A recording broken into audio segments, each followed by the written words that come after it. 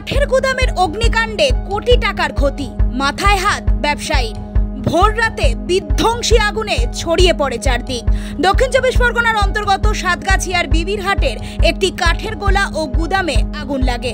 কাঠ ও প্লাইউড সহজদাহ্য হওয়ায় আগুন দ্রুত ছড়িয়ে পড়ে আশেপাশের এলাকায়। গুদামের পাশের কয়েকটি বাড়িতেও আগুন ছড়িয়ে পড়ে।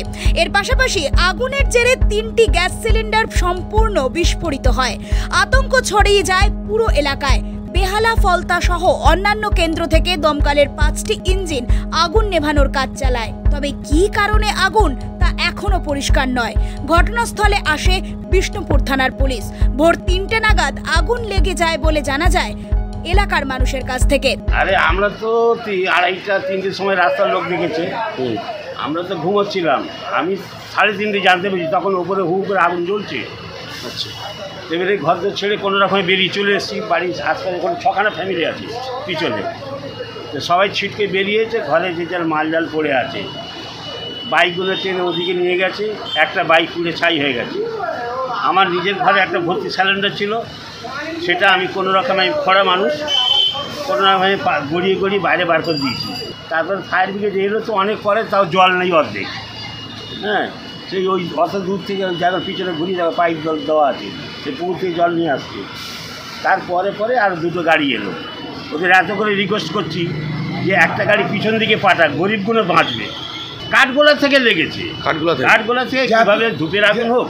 কাঠের ভুসি তো, কাঠের ভুসি ও ধিক ধিক করে জ্বলে, বা যেখানে ছান দেয়, ছান মেশিনে খুবড়িগুলো পড়ে, আর চারদিকে তো কাঠের গুঁড়ো, ওখান থেকে ধিক করে জ্বলেছে। জ্বলতে পরে মাঝরাত্রে আগুন জ্বলে উঠেছে। পাবলিক কারো কোনো ক্ষতি হয়নি। তড়িঘড়ি বিষ্ণুপুর থানায় ফোন করা হলে ঘটনাস্থলে পৌঁছায় পুলিশ। কাঠগোলার সাথে সাথে বেশ কয়েকটি বাড়িতেও আগুন ছড়িয়ে পড়ায় আতঙ্ক ছড়িয়েছে। তবে আগুন নিয়ন্ত্রণ করতে বেগ পেতে হচ্ছে দমকলকে। হতাহতের কোনো খবর না থাকলেও প্রায় কোটি টাকার ক্ষতি হয়েছে বলে জানা যাচ্ছে।